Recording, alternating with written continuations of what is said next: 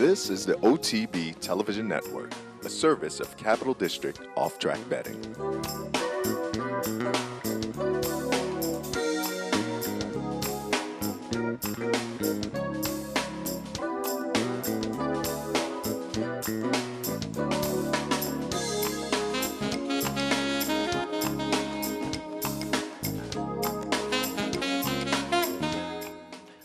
And good morning. Welcome to Racing Across America for this Wednesday morning. I'm Seth Merrow. Coming up a little bit later on the show, our regular Wednesday visit from Jeremy Plonk, horseplayernow.com, Night School. We'll talk some Breeders' Cup with him, get some of his thoughts on the 2 days of racing out in Southern California. Same game plan coming up a little later on with Dick Powell, our buddy. We'll talk some Breeders' Cup with him as well. But we'll also touch on the Melbourne Cup. Dick Powell, an astute watcher of international racing, will get some of his thoughts on the race that stops a nation, the Melbourne Cup, shown here, right here on the network, about 11 o'clock this past Monday night. Of course, it's Tuesday in Australia, first Tuesday in November every year. 24 horses. We'll watch a replay of the Melbourne Cup, get some thoughts on that one as well. All of that coming up shortly.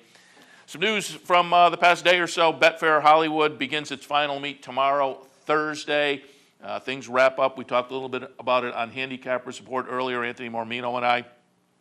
It is going to be interesting to see how things shake out in Southern California. I certainly think this is going to be detrimental to racing out there. The plan's now a much longer Santa Anita meet, essentially December up into June, and they're talking about a little break in April.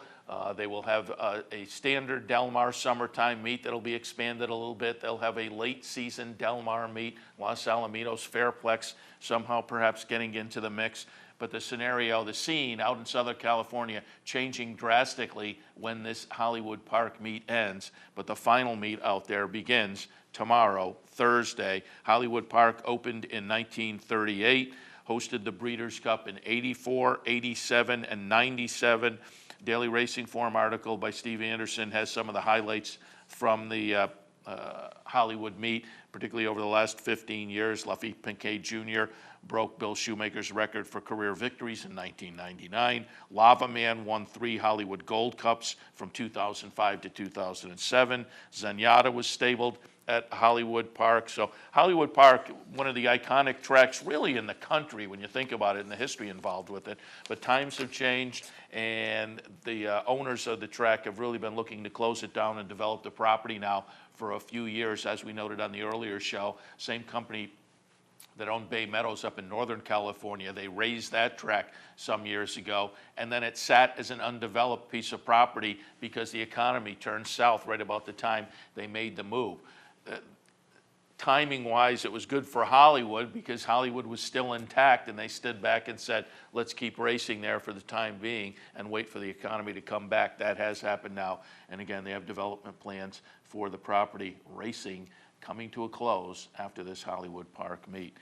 Some other interesting news, sad news over the past couple of days. Larry Barrera, former trainer, dies at age 54. Larry Barrera was the son of Laz Barrera, and I remember in the early days of my being a racing fan and going up to Saratoga, Laz would be at Saratoga, and I remember seeing Larry Barrera at Saratoga occasionally as well. Larry had a decent career of his own, but brief, and he had some substance abuse problems, which he battled with for a long time, and according to this Daily Racing Form article on the passing of Larry Barrera, Barrera's nephew is quoted as saying, according to the coroner, it was years and years of physical neglect related to his substance abuse. And he had some problems and made comebacks. In fact, he had a short comeback training career, but ultimately things caught up with him. Larry Barrera, dead at age 84. So that's some sad news. And I will relate that also to, and I don't know if I brought it up on Racing Across America. I had it linked on Equidaily. There was an interesting article in Sports Illustrated, online Sports Illustrated, written by Tim Layden, profiling Jeff Lucas, Wayne Lucas's son, who of course had that tragic incident getting kicked by Tabasco Cat and really being physically set back in life. He himself, probably about the same time as Larry Barrera, was on a path to be a pretty good trainer himself, coming up under the tutelage of his father, Wayne Lucas. Gets kicked, suffers some real physical problems and disappears from the racing game. And it was interesting, the Layden article catches up with Jeff Lucas and profiles where his life is now, talks to a lot of the people from his previous life, a lot of people who have been friends of his right along, and catches up with him. And it was an article that overall I think Layden meant for it to have kind of a positive tone, but it was still a little bit sad, the kind of missed opportunity that faced Jeff Lucas after that injury. As I say, he was primed to probably step in and do, I don't know whether as well as his father, but it seemed like he was primed to do pretty well. He also, underneath him, had a lot of those Lucas assistants that we have heard about over the years, the Pletchers and whatnot. They had worked with Jeff Lucas early on. And so it was interesting to hear comments about him and where folks thought his career might go and what it has subsequently been up to him. And I bring this up, as I say, that came out about a week and a half or so ago. And it's interesting because I think Larry Barrera and Jeff Lucas probably kind of contemporaries. So just the timing of that story and this story, interesting, and I bring it up again because you can go look it up. I had it on Equidaily. I think it's faded off the page now, but I'm sure if you go to Google, type in Jeff Lucas and Sports Illustrated or Jeff Lucas and Tim Layden in Google, I'm sure the article will come right up, and it's worth reading. As I say, it's a lengthy piece. Layden put a lot of work into it. And interesting, a little bit sad, as I say, although Layden, I think, had the thought to have an upbeat tone, and it seems like Lucas is satisfied with where his life is now, but it is a story of some missed opportunities. Keeneland November sale, obviously that kicks off, and the focus will be, I think today is going to be Group Edal, but the Keeneland November sale follows up that Monday sale at Fasig-Tipton, where we saw some nice horses go, including Misdirection. And some other big names. There are some big names that are going in this November sale as well. Yesterday kicked off that sale. Grade 1 winner, Asa Maria, was purchased yesterday at Keeneland for $4 million. Asa Maria was retired last year with a tendon injury. She was offered at the sale in full to Giants Causeway. Again, Asa Maria sold at Keeneland yesterday, $4 million. Also selling yesterday, a Bluissant, the half-sister to Zenyatta, that certainly attracted some attention earlier in her career. And it seemed like early through maybe the first couple of starts that there would be a justification for that attention. Subsequently, it's a little bit questionable whether she will wind up being as good as Zenyatta. She's certainly not going to be as good as Zenyatta. Whether she will even approach that or have this kind of stakes-winning credentials that validate the attention she got early. But a Bluissant sold yesterday for $2.1 million. And I say, the jury's still out because she was sold, and it looks like she's going to stay in training. So a Bluissant sold for $2.1 million. According to the article, she will stay with trainer John Sheriff. So we'll see what happens down the road with her racing career. As noted, Group Edal is in the Keeneland sale as well. I believe she sells today, and just to give you a heads up, she is hip number 350. You can go to the Keeneland website and actually pull up live video of the sale and kind of keep track of it, pull up the catalog and everything. Go to Keeneland, and as I say, there's a link for racing, a link for sale. If you click on the sale link, I think today's sale comes right up front and center, and there's a video to watch. There's an option to watch the video. Group Edal, hip number 350, and as I say, I'm pretty sure she's going to sell today. Going to be interesting to see what she goes for, particularly off of that Breeders' Cup win on Saturday. Noted it yesterday during the Handicappers Report, but I brought in the article actually today. Orb was retired, and as I say, during the Handicappers Report yesterday, the news was flying fast and furious via Twitter and whatnot. According to the Blood Horse article, owner Stuart Janney made the decision to retire Orb with mixed emotions. Stuart Janney also quoted as saying, "While I believe he would have had a very successful 4-year-old campaign, we loved being a part of that. Orb is a wonderful prospect, stallion prospect. We look forward to supporting him, yada, yada, yada. But I find it interesting. While I believe he would have had a very successful 4-year-old campaign." Subsequently in the article, Shug McGaughey is quoted as saying, "He is retiring completely sound." So why is he retiring? That's my question. They thought he'd have a great 4-year-old campaign. He's completely sound. Why go to the breeding shed then? These kind of situations raise all kinds of questions, and you see them. It's not unusual in the racing game. You have to think there's maybe an issue that we're not hearing about, but we don't know about that. It was going to be very interested to see if Orb went in the Cigar Mile. That was the game plan they were talking about as a possibility, and given the way the 3-year-old picture is right now, I've talked about that as being potentially a Eclipse move. I think if Orb could have stepped up and beat older horses in the Cigar Mile, he would have thrown his hat firmly back in the ring for the 3-year-old Eclipse. But you would have to think there are some question marks out there, given that they decided to retire and not move on to the Cigar Mile that they were talking about. Give you some updates on Breeders' Cup buyer figures that came out, obviously, over the Friday and Saturday running of the Breeders' Cup. Mucho Macho Man, the best buyer figure of the Breeders' Cup. Mucho Macho Man with a 112 buyer figure. Beholder, a very decent 105, winning the distaff. Golden Sense, the Dirt Mile, gets a 105 also. Outstrip in the Breeders' Cup Juvenile Turf winner 93. Crescillium comes up with an 88. London Bridge in the Marathon, an 87. Magician in the Turf, a 107. Talked about this yesterday. The boys and the girls, the juveniles. New Year's Day gets an 88. Ria Antonio gets an 81, despite the girls running faster. And we talked about Beyer himself talking about the track having changed a little bit during the day, thought it was faster earlier. That's why the buyer figures are a little quirky in relation to the finishing times in the juvenile races. And Wise Dan finally in the mile, a 104 buyer figure. So the buyers are out for the Breeders' Cup races. Also out, didn't talk about it yesterday, but coming out yesterday afternoon, the final NTRA poll of the year. Who's on top? I think this is a sign of what we're going to see for the Horse of the Year vote. Wise Dan, a pretty significant number one here, getting 53 of the possible 56 first place votes.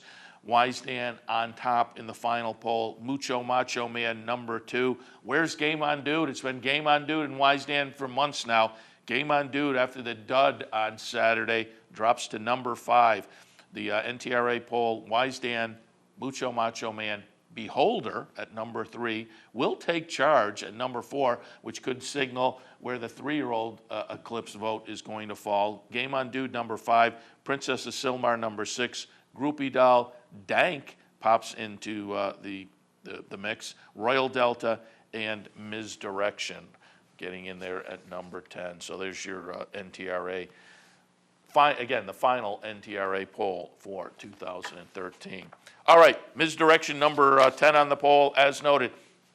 She was sold on Monday at Fasig-Tipton down in Kentucky, coming out of the Breeders' Cup victory, the repeat Breeders' Cup victory. Misdirection number 10 on the poll, sold on Monday. And as we go to the first commercial break, I'm going to pull up a little video from the America's Best Racing website that was at Fasig-Tipton on Monday and followed Misdirection through the ring. She'd gotten off the plane, I believe, from Southern California on Sunday, won at the Breeders' Cup on Saturday, flew from Southern California to Kentucky on Sunday, in the sales ring on Monday. And as I say, America's Best Racing was there, put together this little video. Just as we go to the commercial break, we're going to take a look at Misdirection going through the sales ring on Monday at Fasig-Tipton. After that, Jeremy Plonk from HorsePlayerNow.com. Stay tuned.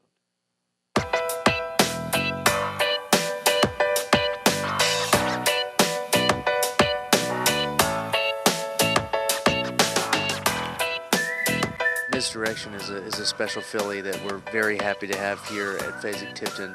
Back-to-back Breeders' Cup winner, beat the boys 2 years in a row. When she walked off the van yesterday at about 3 o'clock, it was like nothing happened the day before. She walked off and kind of looked at us like, what now, you know? And it showed herself beautifully.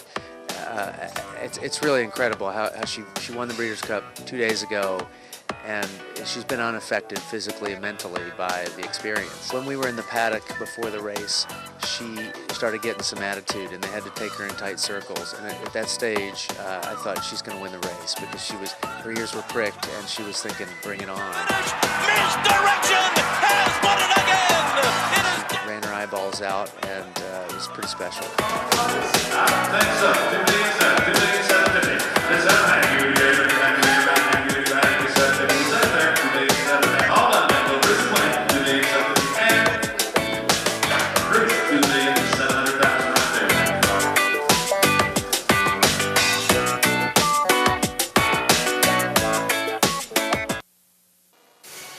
This is Steve Beck. Join me Tuesday through Saturday here on OTB TV for At the Races, my Sirius XM daily news magazine of the thoroughbred industry. Handicapping, interviews, analysis, everything you could want. 6 a.m. OTB TV. The future of online betting is here, and only at the all-new CapitalOTBBet.com. With a newly designed and engineered internet wagering platform, enhanced video streaming, additional funding options, and 3 new individual wagering opportunities, CapitalOTBBet.com delivers a state-of-the-art wagering experience found nowhere else in horse racing. Combine that with our all-new mobile website. You have 2 of the most powerful, innovative, and advanced wagering platforms available today. CapitalOTBBet.com. Log on today. Hey, race fans, head down to the all-new Clubhouse Racebook and get in the game. With live horse racing on more than 250 flat-screen TVs, state-of-the-art wagering terminals, fantastic food and drinks, an amazing Vegas-style atmosphere with seating for nearly 900 of your closest friends. Conveniently located at 711 Central Avenue, right off Exit 5 of I-90 in Albany, the Clubhouse Racebook is the better choice. I'm Anthony Mormino. Join me weekdays at 9 for the Handicappers Report. We'll handicap the top tracks across the country and help you prepare for the day in racing. That's the Handicappers Report, weekdays at 9, only on the OTB TV network. Welcome back to Racing Across America on this Wednesday morning. Happy to be joined now by Jeremy Plonk, horseplayernow.com and Night School. Good morning, Jeremy. Good morning. Great to be with you. My favorite part of the week, we get to talk about the weekend and look ahead. I know, absolutely. And always do also like to talk a little bit about Night School. And looks like Night School still kind of looking at championships. Last night's Night School, but you're looking at, quarter horse championships? Yeah, the Bank of America Racing Challenge Championships is the quarter horse version of the Breeders' Cup. It'll be this Saturday night at Los Alamitos. And last night we had a good preview of it. The post-draw and everything is today for the Saturday card. And last night we had Martha Clausen from the Two Racing Aces program, and also Chris Wade, the simulcast handicapper at Los Alamitos, was our guest last night, along with Terry Schottenkirk, who's our horse player now, AQHA expert. So we had a chance to look at those 6 races last night, break it down, do a little quarter horse handicapping last night. Plus, at the end, we did in our jump ball segment a recap of the Breeders' Cup, and folks got to share their stories of the good, the bad, and the ugly from last weekend at Santa Anita. Well, we'll get you to share your good, bad, and ugly. We'll concentrate on some specific races in a moment, but I've been talking with all the guests this week and just getting some general impressions. And I've said a number of times already, I was lukewarm about midday on Saturday, but by the end of the day, I turned around. Misdirection, Groupie Doll, you throw in a Ding Dong Classic. I think it was a pretty solid 2 days of racing. What were your impressions? It was, and I didn't know if you were talking about your personal finances or your mental state of being, because I know my personal finances were hurting until the Classic, and then I had one of those days that just turns around that never happens, you know? Usually when you're cold, you stay cold and you don't hit the finale big, but the Classic turned out to end up really making my whole fall. It was a Nice. tremendous windfall for me at the end, and it usually does not work out that way. Luckily, I've learned some money management by doing Night School and all of our live chats over the years to play ahead on races I really like, even if they're at the end of 14 races in a sequence, and also to set money aside for plays that you really think are your best bets of the weekend, even if you have to wait 14 races to get there. So it was an exercise in patience in helping my wagering. But from a standpoint of the feel-good aspect of the Breeders' Cup, yeah, it obviously started off on a negative on Saturday and then built to a crescendo. What a tremendous finish, I think, with the returning champions winning those races. Even Fort Larned running a bang-up race in his return to the Classic. And then Gary Stevens winning the three-way photo with the International Intrigue, the 3-year-old, and Mucho Macho Man, beating both those 2 runners in a 3-way head bob. just a great classic and a wonderful result. I don't think anybody was disappointed seeing Kathy Ritvo and Gary Stevens win that race. If you had some of the other horses bet on, obviously there's disappointment in that, but this is one where the good guys feel like they may have won. Yeah, and actually, I wasn't specifically talking about my bankroll, but as I said a couple of days ago on the show, kind of recapping, I think on these big days, our opinions of them are kind of colored by how we do at the windows. And I did okay on Saturday, made a little money. Actually did best on the last race of the day, the Arabian race. But then on Saturday, I just could not put anything together. I had some winners, but I'm an exacta guy, and I just couldn't get anything underneath. So I do think that was coloring my thoughts on the couple of days about, as I say, midday on Saturday. But then the stories just turned it around. And as you say, Kathy Ritvo and Gary Stevens was certainly, there was just some great stories that came out of the 2 days. Let's take Seth, you make a really good point there about how your wagering can kind of color your perception of things. And I don't think that's a bad thing. I think sometimes we horse players get typecast as disgruntled if we lose a bet and things like that. This is a participatory game. And the way you participate as a fan is to place wagers. So if your participation has a negative impact, it's like a team that lost or your favorite team that lost. I mean, you are involved in this process. So how it goes for you personally will affect how you look at it overall. And because it's an interactive game, I think that's important. Yeah, it's hard to be objective. The Kentucky Derby, you write the great Countdown to the Crown column, which illustrates how we're all involved in that for months and months and months.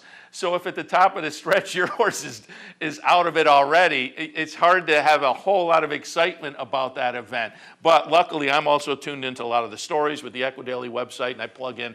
And so I can kind of focus on those on the side and get excited from that perspective. But yeah, it's tough when you take a beat on some of these days. And as I say, Saturday I was struggling a little bit. But let's take a look at some of the specific races on Saturday. Get some of your thoughts. Again, you write the great Countdown to the Crown column. So I'm going to get some thoughts on the 2-year-olds and what we may be looking forward to coming out of these 2 juvenile races moving forward to the 3-year-old season. First up, we will look at the juvenile.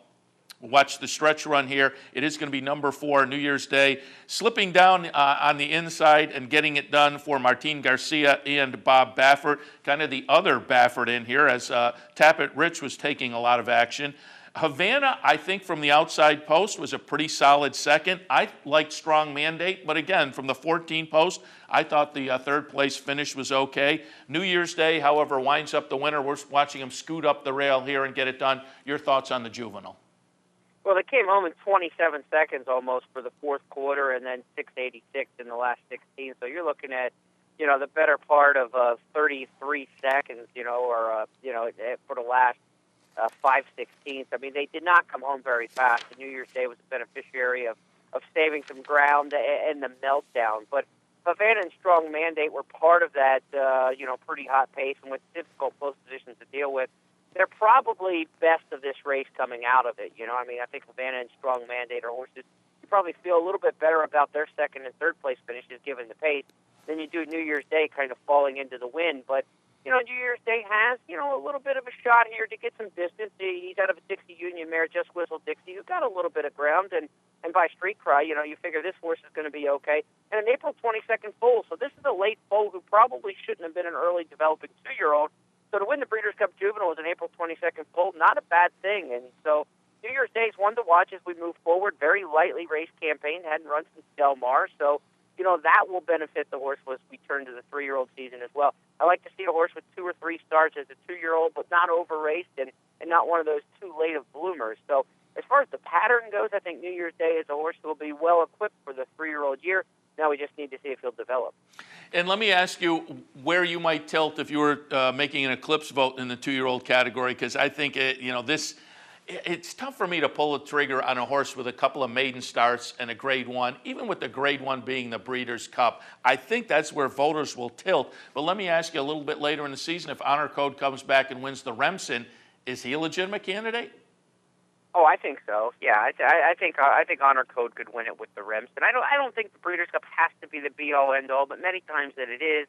It's Bob Baffert. But again, like you said, there's not a second race on the resume here, and this was a meltdown. Make no mistake. I mean, They went 45 and 1 to the half, and they walked almost 27 seconds, as I said, for the fourth quarter of this race. So, it was a circumstantial win. Now, this horse could prove to be that good, but he obviously got a great setup here and took advantage of it.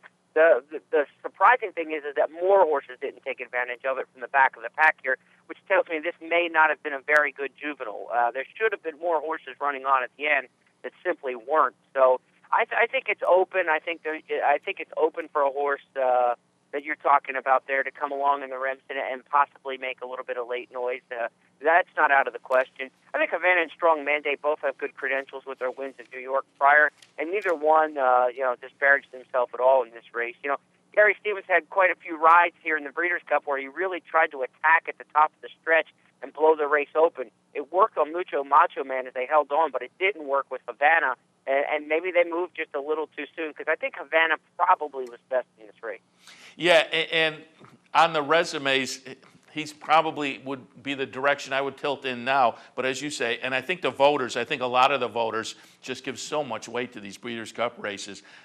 So I think at this point, New Year's Day is probably the direction that, if I had to predict, I would say voters are going to go. But boy, it's tough for me to pull the trigger on a horse like that. But it's just one of those divisions where nobody has really taken a stranglehold at this point. Speaking of a division where things are up on the air, let's look at the 2-year-old girls a little earlier on the card on Saturday. Juvenile fillies. A little bit of controversy, perhaps. There was a disqualification. Gary Stevens gets the job done as we watch him come down the stretch on the number 10, She's the Tiger, in as far as coming under the finish line first, but had a little hurting, pushing out Ria Antonia.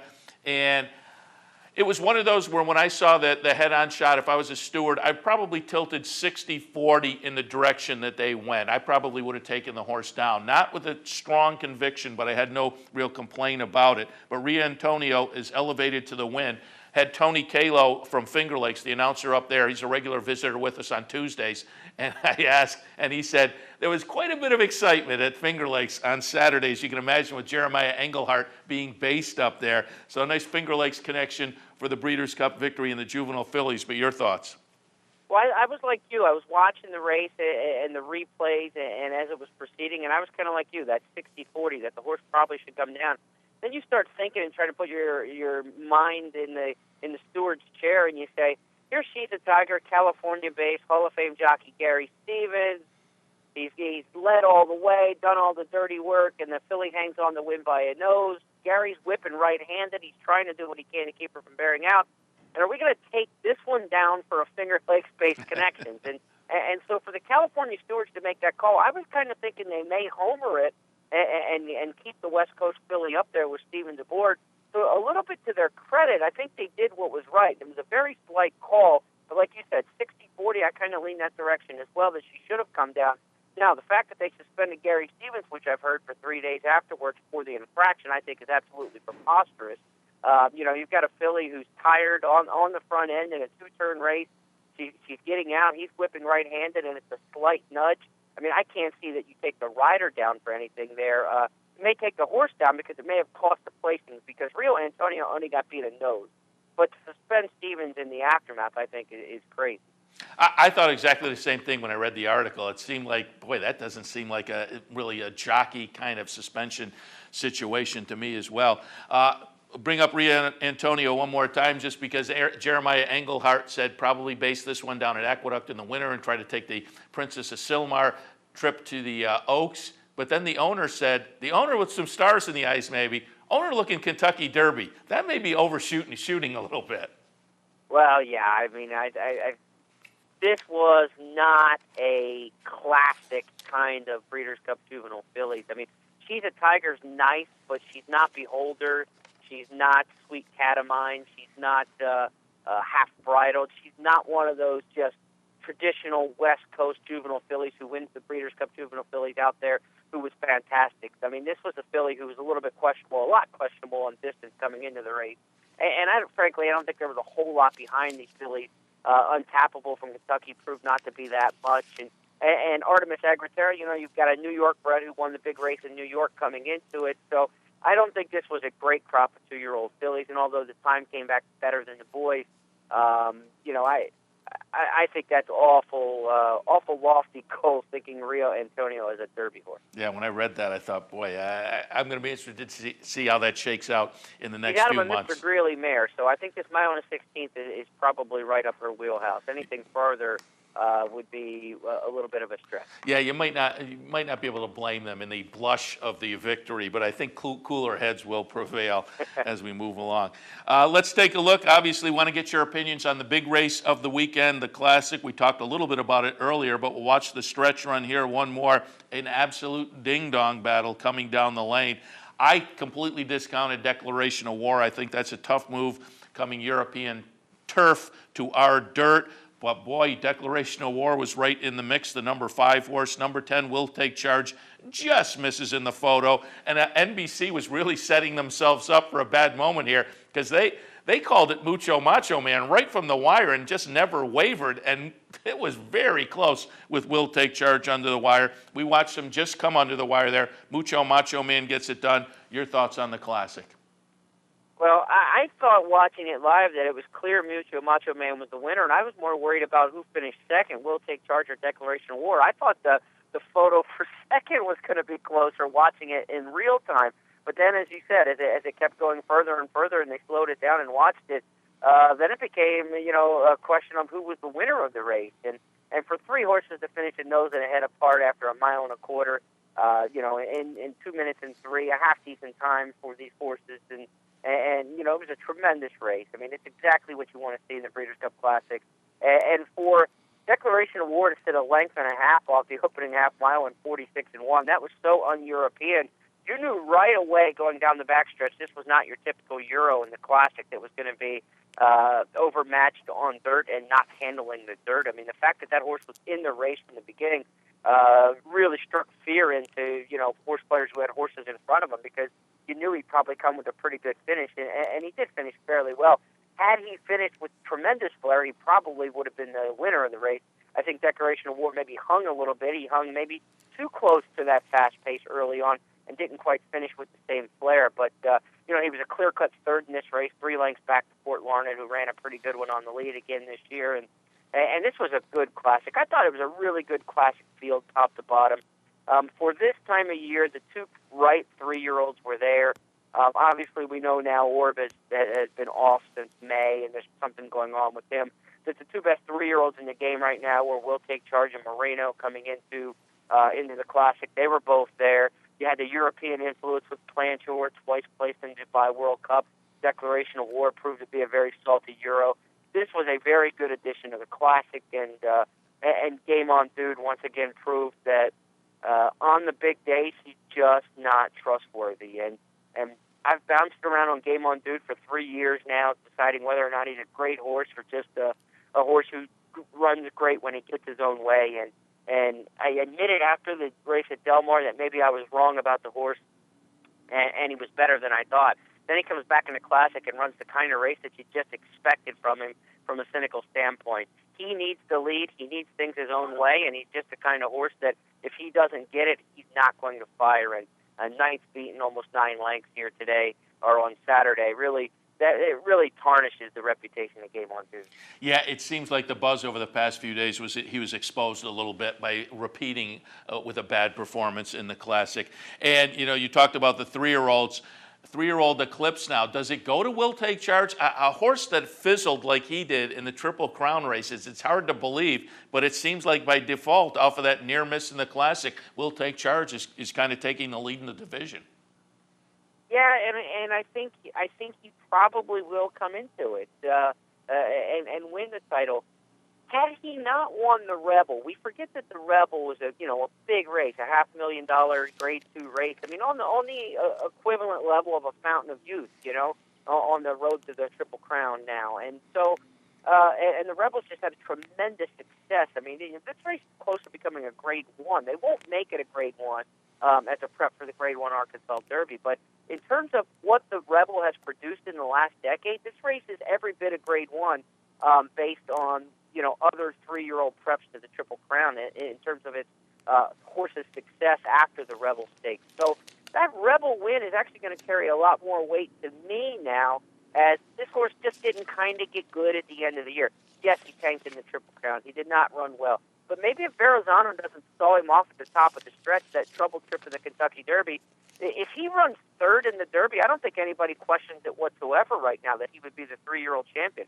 Win the Rebel, third in the Derby, second in the Breeders' Cup Classic, add in the Travers and the PA Derby. I think the horse would be a hands-down pick had he run third in the Kentucky Derby. And he was the horse in Louisville who had the absolute worst of trips from the quarter pole home. So, throw that Rebel win in there, and I've probably warmed up to him. I was really hoping Orb would do something at all in the Jockey Club Gold Cup or come back in that Cigar Mile and at least hit the board and run a decent race.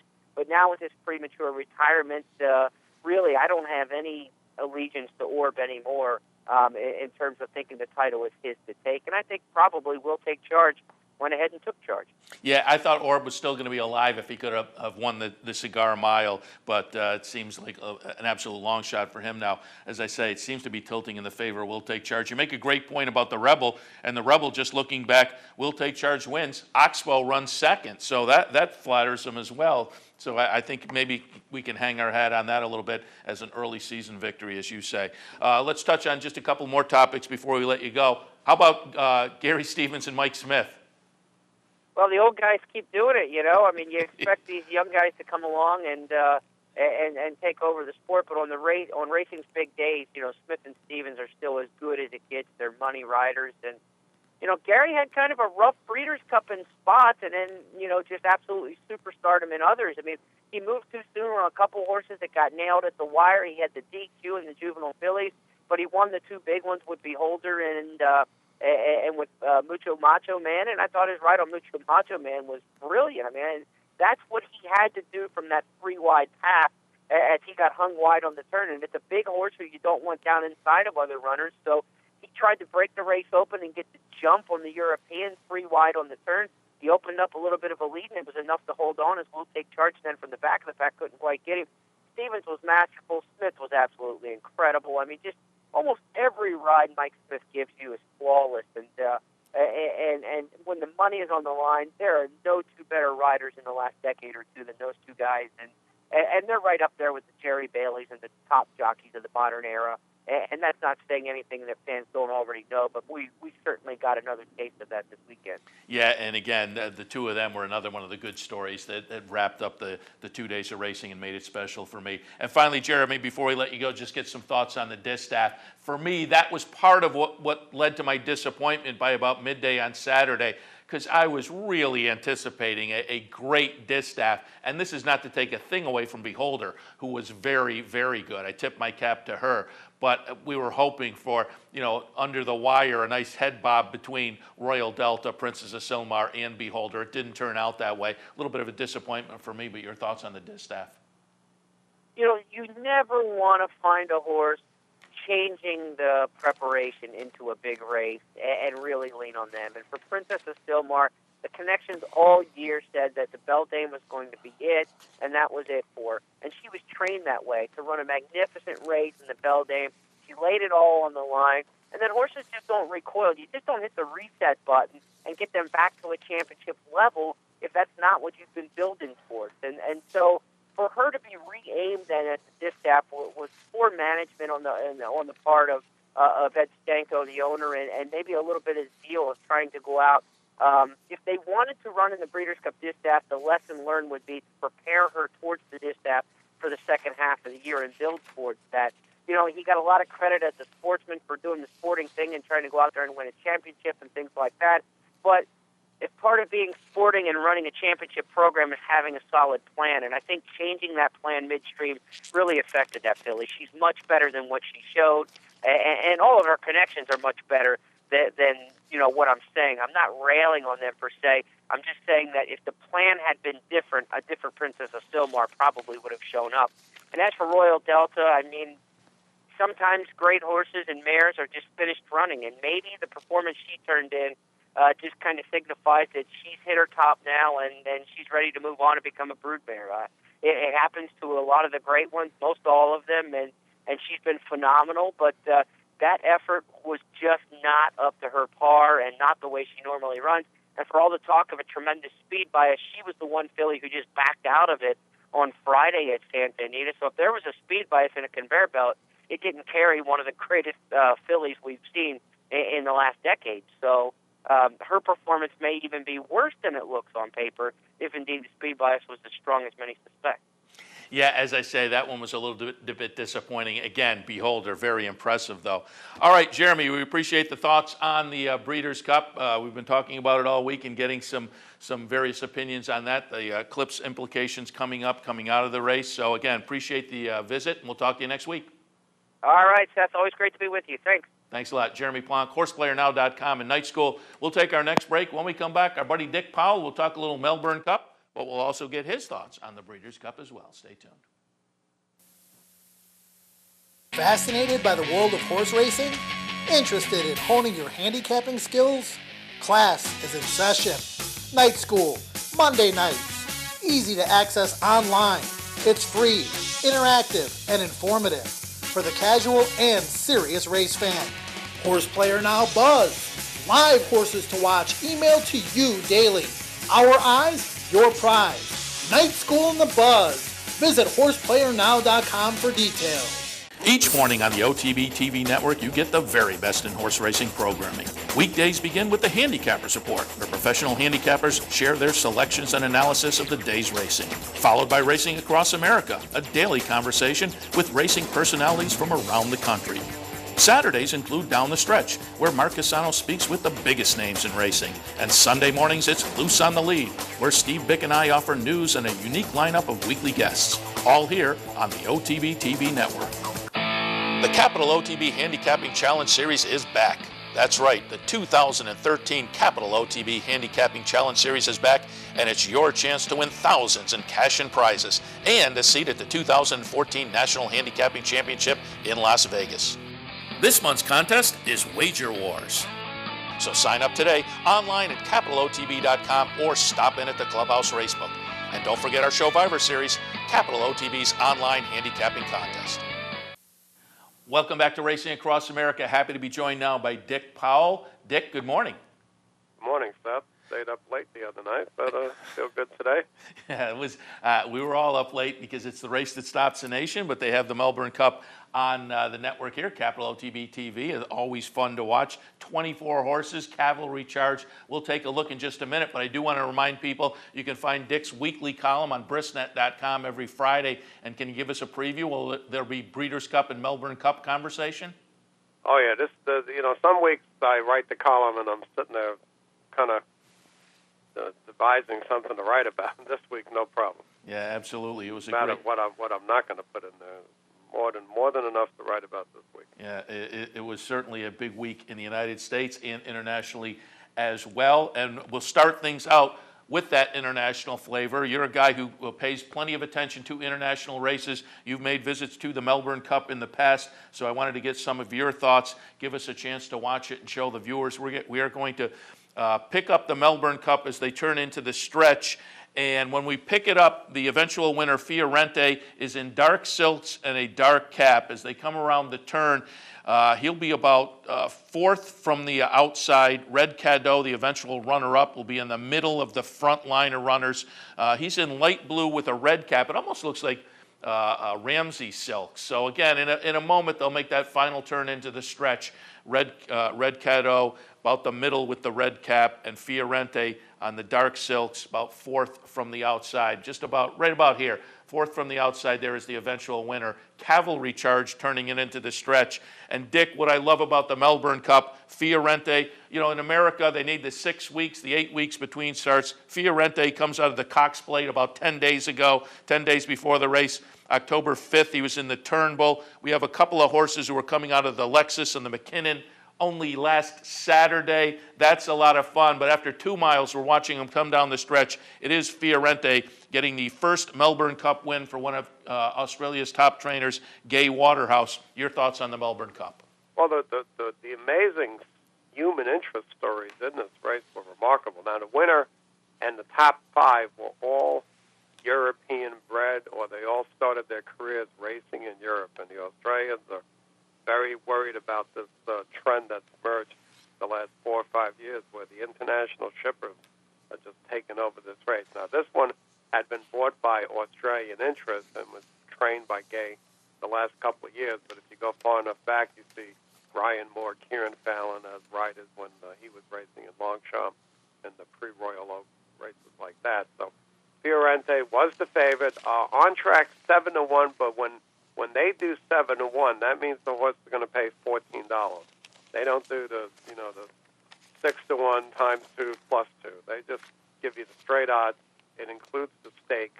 So we're looking at a $14 winner on track. I think over here he went off around 5-1 because Dandino, the horse, if you watch the race in the yellow silk that had the nightmare trip for Marco Batti and Ryan Moore, he wound up getting loose late, wound up 5th, but the damage had already been done to him. He was the co-choice, I think, in the North American Pools. But Gay Waterhouse has been training for 20-something years. She has over 100 Group 1 wins. Her father is an absolute legend of the turf in Australia, Tommy Smith. Tommy Smith won 2 Melbourne Cups. Now, he was based in Sydney. From 1953 to 1985, he won every trainers title in Sydney. Sounds like, 30-something years in a row? So Tommy Smith is a legendary trainer. When he got out of the business, his daughter Gay took over. She married a bookmaker who had been ruled off the track, Robbie Waterhouse. And that was a source of controversy, but, not a problem. And now her son's one of the biggest bookmakers over there, and bookmaking is legal, by the way. And the rider here, Damien Oliver, this was his 3rd Melbourne Cup win, and Damien's father, Ray, died in a racing accident. His brother, Jason, died 5 days before the Melbourne Cup, which Damien wound up winning on Media Puzzle, a horse trained by Irishman Dermot Wells. So they're just amazing connections there between Gay, Damien, and both people's families. So it was a lot of interest in the race, not only for the horses' sake, but for the people's sake. And again, I love to look at the past performances, the quick turnaround with some horses, as I say, coming just from the previous Saturday and running back at 2 miles on Tuesday. We also had Dunedin, who won the 2011 Melbourne Cup. Dunedin winds up running 11th this year. Green Moon, who won last year's Melbourne Cup, was in among this 24-horse field, ran 21st, but came out of the race lame. Red Cadeau, who was 2nd this year, was also 2nd in 2011. And the winner this year, Fiorente, was 2nd last year. So 24 horses, a stellar field. And Dick, you talked about this earlier, you kind of alluded to this, that they're worried about the Europeans. And I picked up an article from Australia just this morning where Gay Waterhouse is lamenting. She is saying, essentially, they're running too short in Australia to prepare their horses for the Melbourne Cup. She's complaining there are too many 2,400-meter races. There should be more 3,200-meter races. And for folks who can't quickly do the conversion, she is saying there's too many races at 2,400 meters or a mile and a half. There should be more 3,200 or 2-mile races. It's certainly a different world over there in Australia than we have over here. But the funny thing is that even though the Melbourne Cup is the race that defines Australian racing is mostly sprinters. I mean, they have the best sprinters in the world. That's been proven time and again when they venture out and go on to the international stage. And their distance horses, even at, I would even argue at a mile and a half, they're having problems. So they've imported a lot of good stallions down there. That might turn around. High Chaparral is a dominant stallion down there, and he's sired all sorts of distance horses. But to get the 2 miles is obviously a little bit extra. Now what's happened in the Melbourne Cup, this is a handicap. You don't want to come in there and carry 129 like Dunedin did. But at the same time, if your form is not strong enough, you're not going to make the top 24, because in the handicap, they just take the top 24 handicapped horses that want to enter. So you have to have decent form. The international horses already seem to have that. Now, the international horses are carrying a little bit better weight. But for years, the Australians, the average trainer would hide the form of a horse until, Cup Day, and then next thing at 117 pounds, the horse runs out of his mind. But it's really tough to do that anymore, because 117, you might not even get into the field. So they've been forced to change their tactic. The international horses have really forcing them to pick up their game. The real danger is the Japanese, because the one year the Japanese raced in Melbourne, they ran 1-2. There's been quarantine issues ever since. But if the Japanese ever were able to come and visit the Melbourne Cup on a regular basis, I think the locals would be in even bigger trouble. The nice thing is the people come out. It hasn't really affected the impact of the race on Australia. Yes, it would be nice if the home team could win a race now and then, but at least home trainers and home owners that are smart enough to go to Europe and buy these horses, they seem to be the most successful. Yeah, they had 100-some thousand out there on the track, and it certainly is a big day of racing, and it's fun for us to watch as well, as I say. You mentioned the great stories. For me, the past performances, just to look at these horses coming back in 3 days or 10 days rest, which is completely different than we see over here, and stepping up in their biggest race, coming out of the Cox Place, which is also a very big race, and 10 days later they're back. I certainly appreciate that. All right, Dick, let's shift our attention to these shores. Breeders' Cup over the past weekend, Friday and Saturday. Get some of your thoughts there. The first race I wanted to pull up and get some thoughts from you about was the Dirt Mile, which was run on Friday. And I pulled this up because we're going to watch coming down the stretch the number 12 Golden Sense, who essentially set all the pace, 22 and change, 44 and change, 108 and change. The story of Friday seemed to be the track bias. We watch here in the stretch, Golden Sense essentially pulls away from this field and wins fairly easily after those absolutely fast fractions. So talk maybe a little bit about the Dirt Mile, but also about the track bias on Friday. Yeah, even on Thursday, all you had to do was make the lead and you were home. Friday was almost as bad. I had picked Golden Sense before the draw, and then he draws 12, and that worried me. But I know he's fast, so I didn't think I'd get mid-packed and hung out wide. So I stuck with them, and then when they were blazing along, I'm thinking, well, the track might get him home, and luckily it did, because Golden Ticket was finishing up pretty strong. When you see that kind of discrepancy between fast early, slow late, and yet the fast early is hanging on to win, that's obviously the track is gigantically in those horses' favor that are making it up on the lead. So Golden Sense gets the job done, and the rest of them virtually didn't have a chance. If you didn't have speed, you wanted to win it. And now I want to shift to the distaff, because I think given that bias, maybe we're not giving enough credit to Beholder, because we'll pick it up kind of going into the far turn where Beholder is off the early pace, sitting about third, and now Gary Stevens makes a fairly early move and does claim the lead before they get to the stretch, so makes the most of that. But again, she wasn't right up there on the lead. But Beholder wins pretty easily here. I think probably sealed herself up the 3-year-old filly Eclipse. I said for the last few days, I was looking at this as the race of the weekend. So for me, it was a disappointment because I was expecting more of a battle down the stretch from Royal Delta and Princess Asilmar. But that is not to take a thing away from Beholder. And as we see coming into the stretch right now, Gary Stevens does have the lead on Beholder. Your thoughts on the distaff? Well, I was a big Beholder fan. I thought Royal Delta's performance in the Beldame was very poor, that when she was challenged, she did not fight back. Princess Asilmar went right by her. That's very unlike Royal Delta, so to me, something was amiss. And what might be amiss is she's gotten older, and she's just like, why do I need to lay it on the line every week for? I'll just take it easy. They'll still feed me when I get back to the barn. So she just didn't seem to have that fight and tenacity. And Princess Asilmar had never been pointed for this race. The Beholder was pointed for this race all year. Everything Mandella did was to have her ready on this day.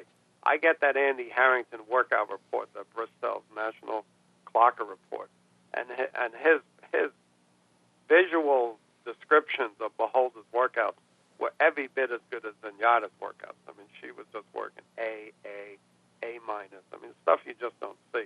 So she's coming into the race in spectacular form. She's catching horses who, might be tailing off in form. And here she is on a home track where she's almost unbeatable. And even as you say, Seth, off the pace. But I think the big thing with Gary was all Gary wanted to do was get her to relax. He didn't want her keyed up. He didn't want to waste an energy. He was going to conserve that energy And the fact is, even though the track was rock hard, that is a track that she trains over and races over many times. So it wasn't any big adjustment for her to go out there. And the reality is, on this day, last Friday, she was much the best. All right, let's shift our attention now to the turf. I wanted to get some of your thoughts on this race and just also the dominance of the Europeans in the grass races over the weekend. We're going to watch the stretch run of the turf. It will be number 11, Magician, getting it done for Ryan Moore and Aiden O'Brien. The Fugue runs second. I thought she was going to be very tough. She was right underneath in my mix. Disappointing for me was Big Blue Kitten, who I thought Ken Ramsey had a turf win on the weekend in the cards, being the way he's gone this year. But Big Blue Kitten disappoints. The Fugue, certainly very, very tough. Will get run down here. I was a little surprised the betting public made the Fugue the 3-2 choice. That seemed a little short, but we see Magician just go by the Fugue. Running third is In the Point, and running fourth, another horse that I had in the mix. I didn't know what to do with Point of Entry, though. What was he going to be like coming off of that long layoff? So Point of Entry for me was a real head puzzler going into the race. Magician gets it done, though. Again, your thoughts on the turf and the Europeans overall over the weekend? Well, I follow European racing, but I didn't like Magician at all. And there was really no buzz on him. I try to read the Racing Post in the week leading into the Breeders' Cup to hear what their commentators have to say. And the Magician clearly is a nice horse, but coming off that kind of layoff and going from a mile to a mile and a half, I guess only Aiden O'Brien could have done that. Anyone else probably wouldn't have been able to. And year in and year out, Ryan Moore is just one of the best big money riders in the world. I mean, the guy is just so good. And sure enough, here he is producing his horse, turning for home. He had him way back early, had him relaxed as could be, gets the one big run, and even on the rock hard turf, he's picking up horses like they're running in quicksand. You know, he's just flying home, and just goes right by the Fugue. So it's one of those horses you go back and look and you say, maybe. The pedigree was certainly there to get a mile and a half, being by Galileo.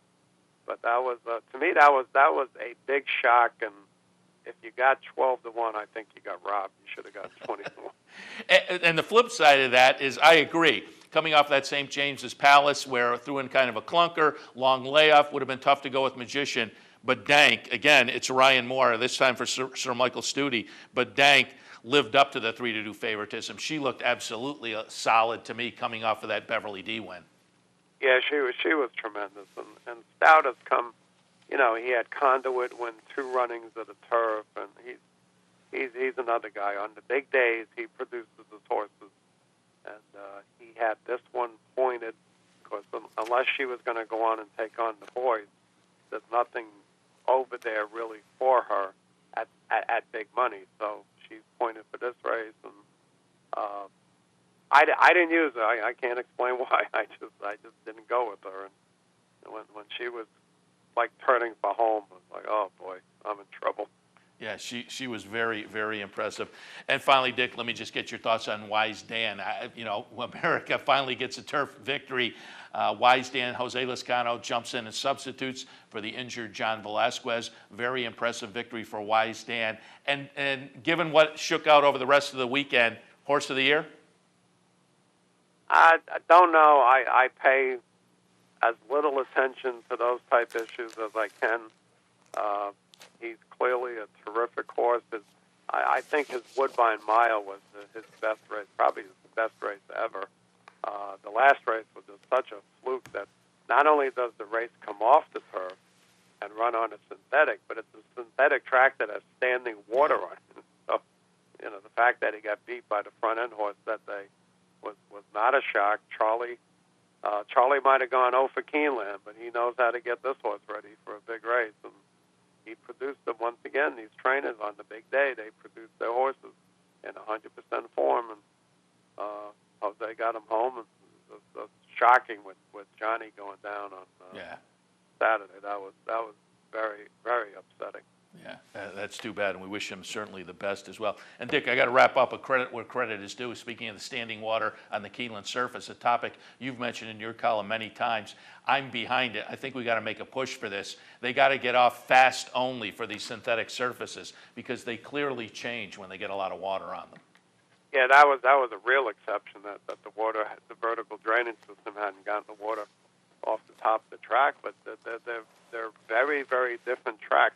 The one thing I'll say, and I'm a big, unabashed supporter of synthetic tracks.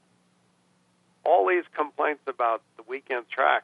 Hello, you wanted dirt. Everyone wanted to go back to dirt. Well, if we would have stayed with the synthetic when we had Ravens Pass and Henry the Navigator, guess who we would have had last year at the Breeders' Cup Classic? Frankel. Yeah. They said they would have come.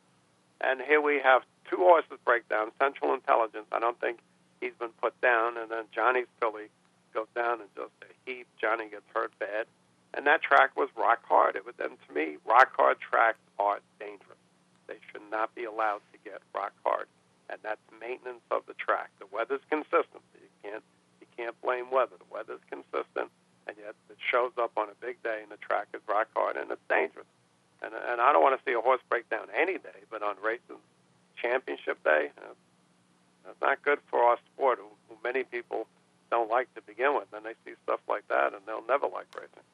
All right, Dick, we appreciate the visit. Again, I'll tell people the Brisnet column available on the Brisnet website every Friday, Handicapping Insights. We'll look for your thoughts on the Melbourne Cup, Breeders' Cup, and much, much more. Dick, thanks for the visit. We'll catch up with you down the road. Thanks for having me, Seth. All right, Dick Powell from Brisnet. Prior to that, Jeremy Plonk, CoursePlayerNow.com, and Night School. Time to wrap up the clock. We're right up against it. We'll wrap things up for Racing Across America. Good luck this afternoon. We'll see you tomorrow.